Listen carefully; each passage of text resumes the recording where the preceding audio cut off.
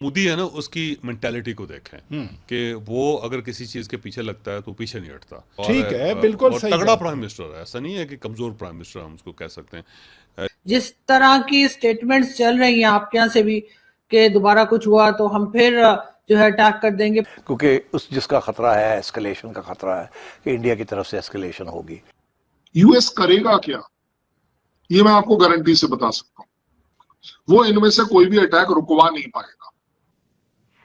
और हम बकरी हो गए, और अगर नहीं होते तो और भी शायद नुकसान होता। इंडिया को अब वो करना चाहिए जो उसे ठीक लगता है। मत ढूंढो कि यूएस को क्या ठीक लगता है, यूरोप को क्या ठीक लगता है, किसको क्या ठीक लगता है। पाकिस्तान में लगातार भूकंप क्यों आ रहे हैं, ये रुकने का नाम क्यों नहीं ले रहे हैं? तो ये तो बड़ा सबको पता है, इसकी चर्चा बहुत बार हो चुकी कि जब हमने फाइनल असॉल्ट किया है, नूर खान पे किया और बाकी एयरफील्ड पे किया, उसके कुछ घंटे पहले तक अमेरिका को कोई प्रॉब्लम नहीं थी। जेडी वांस ने कहा था कि खुद निपट लेंगे यार, हिंदुस्तान पाकिस्तान हमें कुछ नहीं लेना देना।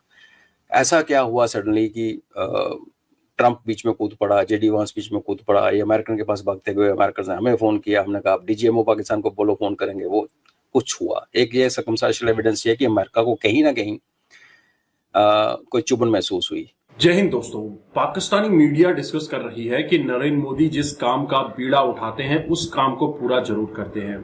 जैसे कि नरेंद्र मोदी ने पहले कहा था कि हम घर में घुसकर मारेंगे, और ऐसा ही हमें देखने को मिला। इसके बाद जब पहलगाम हमला हुआ, नरेंद्र मोदी ने चेताया था कि इसका बदला लिया जाएगा और इसके पनाहगाहों को भी ठोका जाएगा। अब जैसे नरेंद्र मोदी ने कहा कि ऑपरेशन सिंदूर अभी ऑन है, ऑफ नहीं हुआ है, तो पाकिस्तान में चिंताओं का माहौल बना हुआ है, और अच्छी खासी, थोड़ी नहीं अच्छी खासी।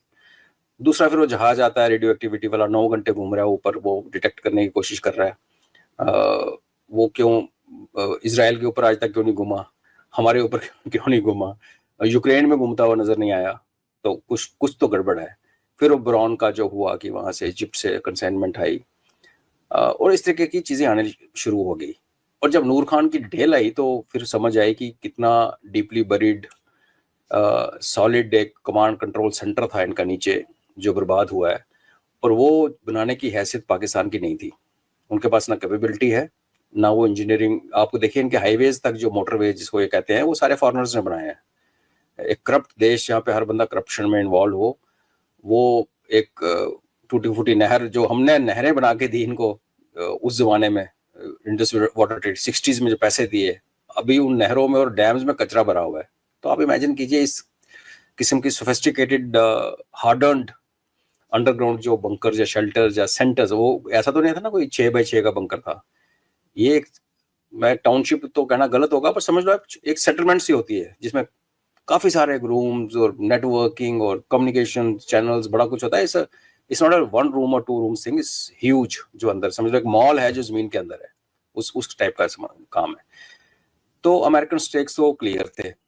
तो अब कल ही चर्चा हो रही थी एक चैनल पे, तो मैंने एक बात कही कि देखिए अब अमेरिकन, अगर अब वर्ल्ड मैप पे अमेरिकन बेसिस को अगर आप गूगल करें कि अमेरिका के बेसिस अमेरिका के अलावा कहाँ कहाँ पे हैं, तो पूरी दुनिया में रिंग बना के बैठे हुए हैं। ये 2 बड़े क्लियर कट गैप्स हैं, एक पाकिस्तान और अरबियन सी और बे ऑफ बंगाल, यहाँ पे अमेरिकन प्रेजेंस नहीं है। बाकी आपको हर जगह एक रेड डॉट, छोटा dot, lily pad, American base, naval base, army base, air force base, कुछ ना कुछ वेस्ट एशिया, हर जगह बड़ा बड़ा है। तो इसका रीजन सिंपल सा ये बनता है कि पाकिस्तान के साथ इतनी गहरी इनकी दोस्ती है और इतनी डिपेंडेंस है, और उनको इतना कॉन्फिडेंस है कि पाकिस्तान की दुम मरोड़ के हम जो, तभी तो हम हीरा मंडी कहते हैं कि इसको जो भी पैसे फेंके काम करवा ले, कि इन्होंने अपनी प्रेजेंस वहां रखनी जरूरी नहीं समझी। अफगानिस्तान में जरूरत पड़ी तो आ गए, ड्रोन उड़ाए, इधर भी मारा उधर भी मारा, बेसिस में सब कुछ किया, लेकिन एक बेस जिसके ऊपर एक अमेरिकन झंडा फहराता हो, वो बेस पाकिस्तान के अंदर नहीं है। और वो इतना इंपॉर्टेंट इलाका पाकिस्तान, जो इनको, ईरान को इनका दुश्मन एक्सेस देता है, अफगानिस्तान जो कि प्ले ग्राउंड है, और उसका आगे एक सेंट्रल एशियन रीजन जो रशिया के इन्फ्लुएंस में आता है, उसको एक्सेस दे रहा है, चाइना जिसमें सीपैक बना रहा है, भारत जैसी उभरती हुई एक पावर। तो इतनी बड़ी चीजों से घिरा हुआ पाकिस्तान, उसके अंदर अमेरिका का इन्फ्लुएंस ना हो, तो उसका जवाब बड़ा सिंपल है कि इसके अंदर बिना आए दुनिया को दिखाए जो इनको रखना था, जो साजो सामान उन्होंने यहाँ पे रखा, जो एसेट्स यहाँ पे बनानी थी बनाई, वो कल को चाइना के खिलाफ यूज होती है, ईरान के खिलाफ यूज होती है। मैं नहीं समझता कि अमेरिका अपनी एसेट इंडिया के खिलाफ यूज करेगा, बिकॉज हम बहुत बड़े हैं उसके लिए, और अमेरिका वहां बैठ से हमसे युद्ध नहीं लड़ सकता, बट हाँ पाकिस्तान को यूज करके तंग कर सकता है। तो ये जो आपने भूकंपों की बात की, तो अगर नॉर्मल हालात होते हैं ओमकार जी, अगर सब ठीक होता, पाकिस्तान एक नॉर्मल देश होता, नॉर्मल तरक्की चल रहा होता, नॉर्मल सपने देखने वाला देश होता, जैसे नॉर्मल लोग होते हैं, जैसे हम हैं, तो मैं कहता कि ये जी न्यूक्लियर टेस्ट हो रहे हैं बिलो क्रिटिकल मास। जब आप इतना बड़ा धमाका नहीं करना चाहते कि दुनिया आपको पकड़े देखे, सेम टाइम पे आप थोड़ा सा कॉन्फिडेंस गेन करना चाहते हो, कल ये पटाखे चलेंगे नहीं चलेंगे लड़ाई में, ये ना हो कि हम बना के बैठे थे चले ही ना।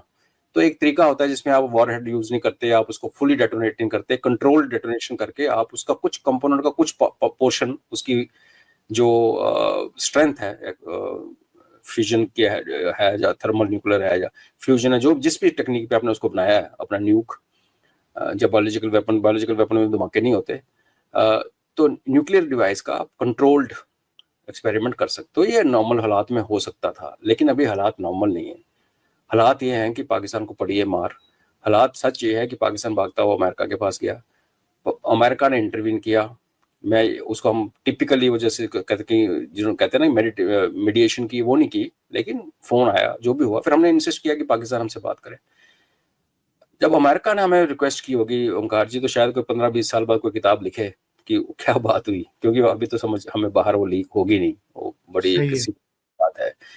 पर अगर हम ये मान लें कि हमारी सरकार जो उस टाइम फुल स्टीम पाकिस्तान के खर्चे उठाने में उड़ी थी, वो चुपचाप बैठ गई एक फोन सुन के, तो वो फिर हमारी थोड़ी बेवकूफ़ी होगी। वो फिर वही जो सरेंडर है, नरेंद्र है, सरेंडर वैसे वाली उस बुद्धि वाले लोग ऐसे सोचेंगे। नॉर्मल माइंड हमें ये बोलता है कि फिर एक बात हुई होगी, एक ट्रांजेक्शनल, क्योंकि अमेरिकन एक ट्रांजेक्शनल कंट्री है, तो हमने बोला ठीक है भाई, आप ये कीजिए, हम ये करेंगे। दोस्तों, पाकिस्तानी मीडिया में कई बार नरेंद्र मोदी डिस्कस किए जाते हैं, लेकिन नरेंद्र मोदी से सीखने का प्रयत्न या फिर भारत से सीखने का प्रयत्न पाकिस्तान नहीं करता है।